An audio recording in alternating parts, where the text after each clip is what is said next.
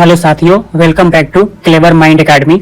आज के इस लेक्चर में हम लोग बिहार के सभी जीआई टैग के बारे में पढ़ने वाले हैं। इस लेक्चर के बाद इस टॉपिक से, जिसका नाम है बिहार के जीआई टैग से, आपका एक भी नंबर एग्जाम में नहीं कटेगा। तो अपनी नोटबुक और पेन लेकर तैयार हो जाइए और वीडियो को बिना स्किप किए पूरा देखिएगा और साथ साथ नोट्स भी बनाते रहिएगा। तो चलिए शुरू करते हैं आज की क्लास।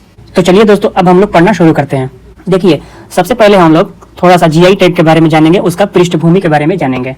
यहाँ पर उसका हम लोग थोड़ा सा पृष्ठभूमि के बारे में जानेंगे, जैसे कि जो जीआई टैग है इसका फुल फॉर्म क्या होता है। तो इसका फुल फॉर्म होता है जियोग्राफिकल इंडिकेशन, हिंदी में इसको भौगोलिक संकेत बोला जाता है।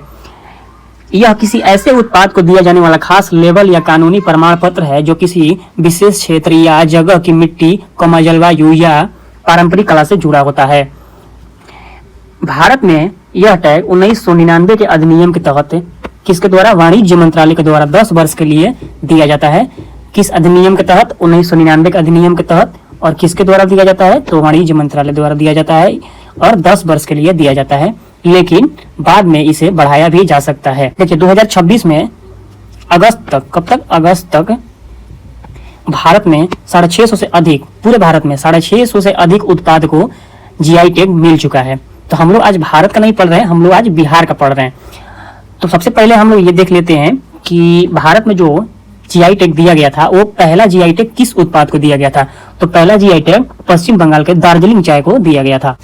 पश्चिम बंगाल के दार्जिलिंग चाय को सबसे पहला जीआई टैग मिला है भारत में, और ये कब मिला है, 2004 में सबसे पहला जीआई टैग दिया गया था। किसको दिया गया था, किस उत्पाद को दिया गया था, तो दार्जिलिंग चाय को दिया गया था।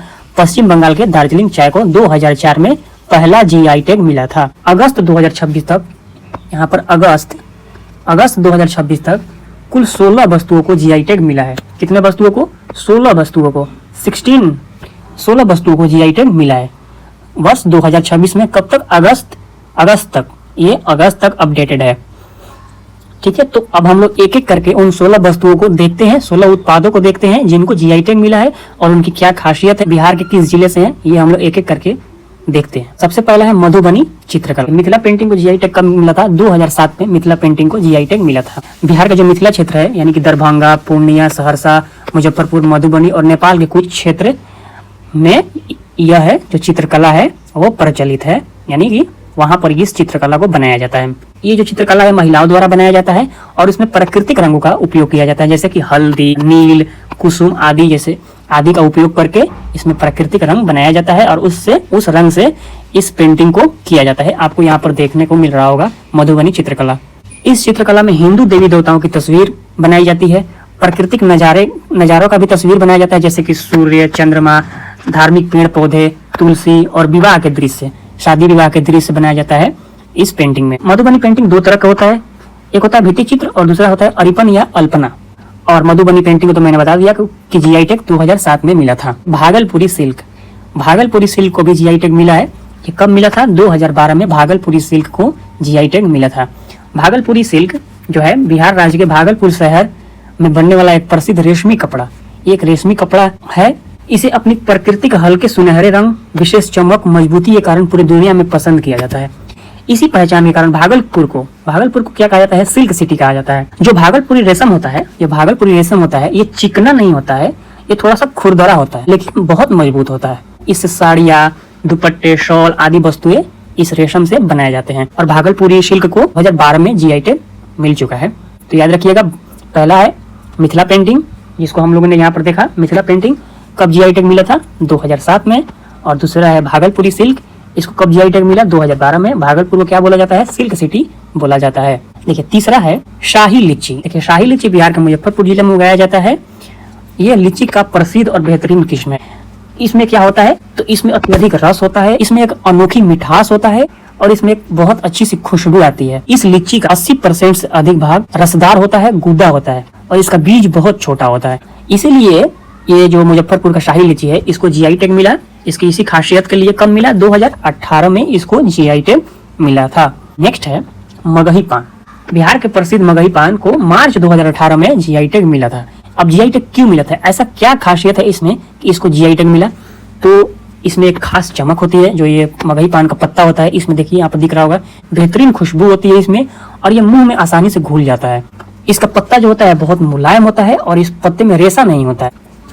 मगही पान बिहार के मगध क्षेत्र में विशेष रूप से औरंगाबाद, गया, नालंदा और नवादा में उगाई जाती है और ये पान की एक प्रीमियम किस्म है। नेक्स्ट है जर्दालू आम। जर्दालू आम को जीआई टैग कब मिला था? 2018 में इसको जीआई टैग मिला है। इसका गुद्दा जो होता है एकदम खाइएगा तो एकदम मजा आ जाएगा और इसके गुद्दा में रेशा नहीं होता है और इससे बहुत अच्छी खुशबू आती है और ये हल्का पीले रंग का होता है। यहाँ पर आपको दिख रहा होगा जर्दालू आम का फोटो, ठीक है। कि इसे हर साल देश के राष्ट्रपति, प्रधानमंत्री एवं अन्य विशिष्ट अतिथियों को विशेष उपहार में दिया जाता है और ये बिहार का ही आम है, भागलपुर में होता है। इसका नाम है जर्दालू आम। चलिए नेक्स्ट देखते हैं हम लोग मिथिला मखाना। तो मिथिला मखाना को सबसे पहले हम लोग देखते हैं कि जीआई टैग कब मिला था। तो इसको अगस्त 2022 में जीआई टैग मिला है। कब मिला है मैं इसको थोड़ा हाईलाइट कर देता हूँ। अगस्त 2022 में इसको जीआई टैग मिला है। ये मिथिला मखाना जो है भारत के बिहार राज्य के मिथिला क्षेत्र में ये उगाया जाने वाला एक जलीय उत्पाद है। कहाँ कहाँ उगाया जाता है? तो मिथिला क्षेत्र जैसे कि दरभंगा, मधुबनी, सहरसा आदि क्षेत्र में और नेपाल के कुछ तराई इलाकों में भी इसको उगाया जाता है। ये जलीय उत्पाद है, इसको पानी में उगाया जाता है। भारत के कुल मखाना उत्पाद का लगभग 90% बिहार से आता है। यानी कि आप अगर भारत में 100 केजी सपोज 100 केजी मखाना का उत्पादन होता है तो 90 केजी तो सिर्फ बिहार में ही होता है, समझ लीजिए। 90% बहुत इंपॉर्टेंट है, यहाँ पर इसको हम हाईलाइट कर देते हैं। 90% बिहार में उगता है मिथिला मखाना। ये एक सुपर फूड है, इसमें प्रोटीन, आयरन, फाइबर जैसे तत्व पाए जाते हैं जो सेहत के लिए बहुत फायदेमंद होता है। तो इसीलिए मिथिला मखाना को सुपर फूड कहा जाता है। चलिए आगे बढ़ते हैं। देखिए नेक्स्ट है कतरनी चावल। बिहार के कतरनी चावल को भी जीआई टैग मिला है। यहाँ पर आपको फोटो दिख रहा होगा कतरनी चावल का। इसको जीआई टैग कब मिला है? 2018 में इसको जीआई टैग मिला है। कतरनी चावल कहाँ उगाया जाता है? तो ये बिहार के भागलपुर, बांका और मुंगेर के क्षेत्र में उगाया जाता है। तो ये जो चावल होता है, ये अपनी अनूठी महक, महीन दाने, ये दाना एकदम महीन महीन इसका होता है, बेहतरीन स्वाद के लिए पूरी दुनिया में जाना जाता है। इसको जब पकाइएगा, पकने के बाद पॉपकॉर्न जैसा सौंधी महक, खुशबू आती है इससे। इसलिए इन्हीं सब खासियत से इसको जीआई टैग मिला है। कब? 2018 में। मैं इसको हाईलाइट कर देता हूँ, 2018 में इसको जीआई टैग मिला है। चलिए नेक्स्ट है कतरनी चावल के बाद ये भी चावल ही है, इसको मरचा या मिर्चा चावल बोला जाता है। देखिए ये चावल जो है ये मुख्य रूप से पश्चिमी चंपारण, बिहार का जो पश्चिमी चंपारण जिला है वहां पर ये उगाया जाता है। जो मरचा या मिर्चा चावल है ये कहाँ उगाया जाता है? पश्चिमी चंपारण में उगाया जाता है। मैं हाईलाइट कर देता हूँ पश्चिमी चंपारण। तो इस मरचा या मिर्चा चावल को जीआई टैग मिला है 2 अप्रैल 2023 में।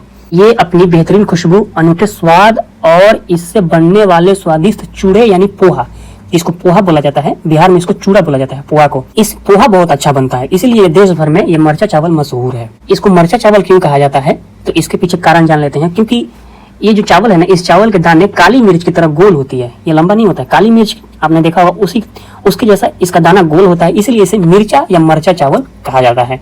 नेक्स्ट है सिलवा खाजा। बिहार के नालंदा जिले का खाजा है। इसको जीआई टैग कब मिला था? तो इसको जीआई टैग 2018 में इसको जीआई टैग मिला है। कब मिला है? 2018 में इसको जो सिलवा खाजा है इसको जीआई टैग मिला है। इसमें कुल 52 परत होता है। कितना परत होता है? इसमें 52 परत होता है। और ये कैसे बनता है? तो ये मैदा, चीनी, घी और इलायची से बनता है, जो मुंह में डालते ही घुल जाता है। 2-3 चीज याद रखना है इसमें। ये है आपका नालंदा जिले का, बिहार के नालंदा जिले का जीआई टैग 2018 में मिला है। दिसंबर 2018 में जीआई टैग मिला है। नालंदा जिले का उत्पाद है। इसमें 52 परतें होती हैं और ये मैदा, चीनी, घी और इलायची से बनता है। नेक्स्ट है मंजूसा कला। मंजूसा कला भारत के बिहार राज्य के भागलपुर अंग क्षेत्र, जो अंग का क्षेत्र है भागलपुर का, एक अत्यंत प्राचीन और अनोखी चित्रकला है। यह भारत की एकमात्र ऐसी लोक कला मानी जाती है जो पूरी तरह से एक श्रृंखलाबद्ध कहानी पर आधारित है। संस्कृत में मंजूसा का अर्थ होता है बक्सा या डिब्बा। यहाँ पर आपको दिख रहा होगा बक्सा टाइप का, इसी पर ये जो चित्रकला है बनाया जाता है, इसी बक्सा पर। और ये बक्सा किस चीज में यूज होता है? तो अभी मैं आपको बता रहा हूँ ये बक्सा कहाँ यूज होता है। पारंपरिक रूप से यह कला बांस, जूट और कागज के बने मंदिर नुमा बक्से, यहाँ पर आपको दिख रहा होगा मंदिर नुमा बक्सा, आपको दिख रहा होगा, ये मंदिर नुमा बक्से पर बनाई जाती है, जिनका उपयोग विषहरी पूजा, यहाँ इसको याद रखिएगा, इस बक्से का उपयोग कहाँ होता है? विषहरी पूजा। विषहरी किसको कहते हैं? ये सांपों की जो देवी है, सांपों की देवी का जो पूजा होता है उसी को विषहरी पूजा कहते हैं। उसी के दौरान इस बक्से का उपयोग होता है और इस बक्से में जो पूजा से संबंधित सामग्री है उसको रखा जाता है इस बक्से में, और उस बक्से पर ये मंजूसा कला बनाई जाती है। इस चित्रकला में मुख्य रूप से सांप, चंपा के फूल, सूर्य, चंद्रमा, कलश, कछुआ, मछली, मयूर और मुख्य प्रतीक के रूप में शिवलिंग बनाए जाते हैं। आगे है कि पारंपरिक मंजूसा पेंटिंग केवल 3 रंगों का मुख्य रूप से उपयोग होता है। इस पेंटिंग में मुख्य रूप से 3 रंग का ही उपयोग होता है।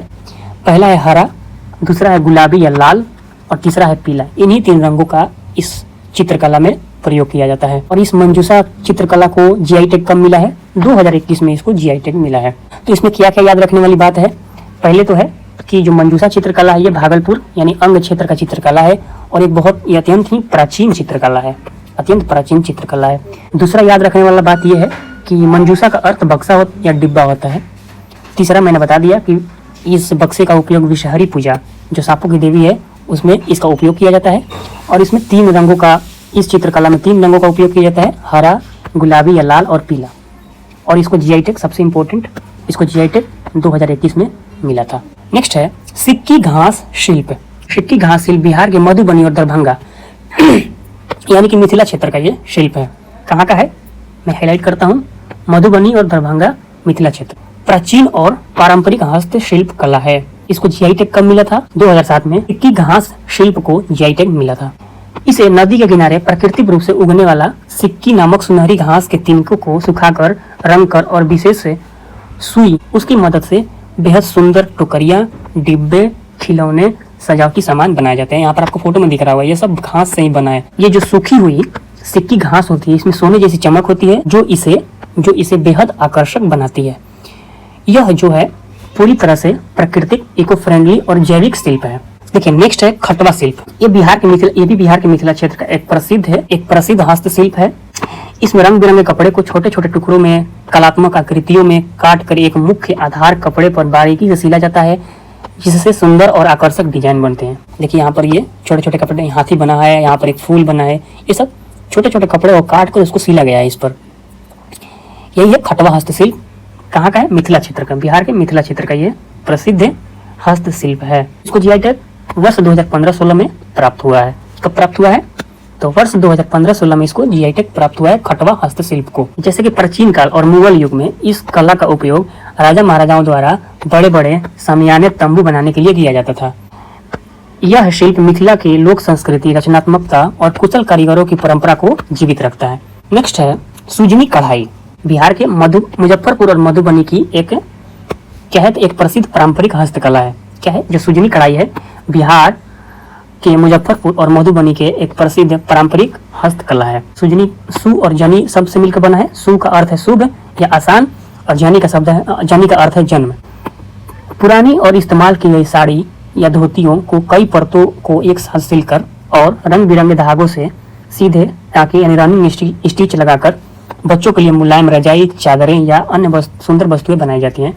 इसमें क्या किया जाता है कि इसको पुराने कपड़ों, जैसे पुरानी साड़ी हो गई या पुरानी धोती, जो भी कपड़ा है, पुरानी धोती है या पुरानी साड़ी, जो भी पुराना कपड़ा है, उसको परत बाई परत बिछाकर उसको एक साथ सिलकर, कैसे सिला जाता है? सीधा रनिंग स्टिच सिलकर बच्चों के लिए मुलायम रजाई, चादरें एवं अन्य सुंदर वस्तुएं इससे बनाया जाता है। देखिए सुजनी कला का विशेषता यह है कि इसके माध्यम से सामाजिक संदेश भी दिया जाता है, जैसे कि कन्या भ्रूण हत्या, दहेज प्रथा आदि को उकेरा जाता है। सुजनी कढ़ाई बिहार की प्रसिद्ध सुजनी कढ़ाई को कब जीआई टैग मिला? तो इसको 21 सितंबर 2006 को ही जीआई टैग मिल चुका। नेक्स्ट है 52 बूटी साड़ी। बिहार के नालंदा जिले का बहुत ही सुंदर और ऐतिहासिक हस्तकरघा कला है। इसमें 52 का अर्थ है 52 और बूटी का अर्थ है छोटे छोटे डिजाइन। इस पारंपरिक कला में 6 गज की साड़ी या कपड़े के ऊपर हाथों से बुनकर एक ही तरह के 52 छोटे छोटे डिजाइन को पूरी सटीकता के साथ उकेरा जाता है। यह मुख्य रूप से बौद्ध संस्कृति और दर्शन से प्रेरित है। इन बुटियों में मुख्य रूप से कमल के फूल, पीपल का पत्ता, स्तूप, त्रिशूल, बोधि वृक्ष, हिरण और धर्म चक्र जैसे बौद्ध धर्म व संस्कृति से जुड़े प्रतीक शामिल होते हैं। ये जो 52 बूटी साड़ी है, इसको जीआई टैग कब मिला था? तो 13 जून 2026 को इसको जीआई टैग मिला है, यानी कि हाल ही में इसको जीआई टैग मिला है। देखिए 13 जून को ही इसको जीआई टैग मिला है। नेक्स्ट है पत्थर घटी शिल्प। ये बिहार के गया जिले में स्थित 300 साल पुरानी पारंपरिक हस्तकला है, जहाँ स्थानीय काले ग्रेनाइट पत्थर को तराश कर अद्भुत मूर्तियां, सजावटी सामान बनाए जाते हैं। इस शिल्प का इतिहास लगभग 300 वर्ष पुराना है। इंदौर की महारानी अहिल्याबाई होलकर ने जब गया में प्रसिद्ध विष्णु पद मंदिर का पुनर्निर्माण करवाना चाहा, तब उन्होंने जयपुर से विशेष रूप से गौंड ब्राह्मण शिल्पकारों को यहाँ बुलाया था। रानी अहिल्याबाई ने गया में एक प्रसिद्ध विष्णु पद मंदिर का पुनर्निर्माण करवाया था। कब? 1780 के दशक में उन्होंने जयपुर से कुछ शिल्पकारों को बुलाया था, जो गौंड ब्राह्मण थे। मंदिर का जब निर्माण पूरा होने के बाद जो शिल्पकार थे इसी क्षेत्र की पहाड़ी की तलहटी में बस गए। ये जो राजस्थान के जयपुर से ये जो शिल्पकार आए थे, वही शिल्पकार जब मंदिर का निर्माण पूरा हो गया तो वो इन्हीं पहाड़ियों की तलहटी में बस गए, जिसके कारण इस जगह का नाम पत्थरकट्टी यानी कि पत्थर काटने वाला पड़ गया। कारीगरों द्वारा भगवान बुद्ध, महावीर और विभिन्न हिंदू देवी देवताओं की अत्यंत बारीक और आकर्षक मूर्तियां तराशी जाती है।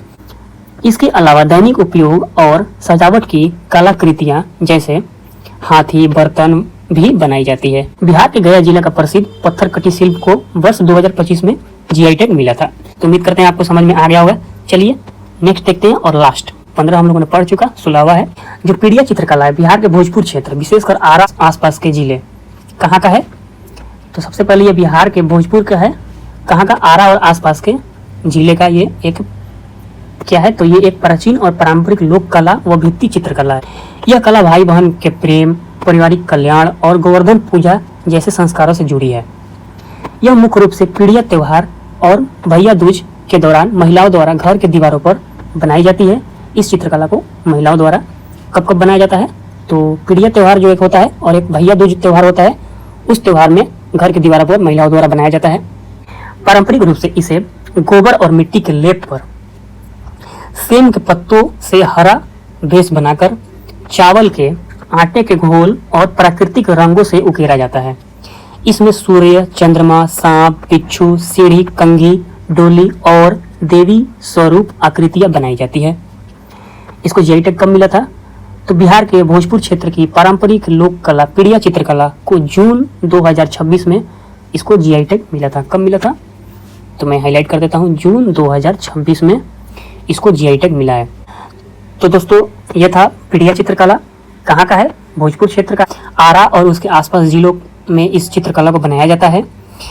इसको जीआई टैग जून 2026 में मिला है। हाल ही में इसको जीआई टैग मिला है और इसके बारे में ये कुछ मैंने विशेषता वगैरह बता दिया। तो दोस्तों हम लोगों ने बिहार के सभी जीआई टैग के बारे में पढ़ लिया है। दोस्तों अभी हम लोगों ने जो बिहार के जीआई टैग 16 जीआई टैग के बारे में पढ़ा है, मैंने उसके यहाँ पर एक चार्ट बना दिया है। इस चार्ट को आप पढ़ लीजिएगा। यहाँ पर देखिए बिहार के कुल 16 उत्पादों को जीआई टैग मिला है, उसका ये चार्ट है। अगर दोस्तों वीडियो अच्छा लगा हो तो कमेंट में बताइएगा, और अगर आपको कुछ सुझाव देना हो तो वो भी कमेंट में जरूर लिखिएगा, मैं कमेंट को पढ़ूंगा। वीडियो देखने के लिए दोस्तों बहुत बहुत आभार। मिलते हैं दोस्तों नेक्स्ट वीडियो में। धन्यवाद।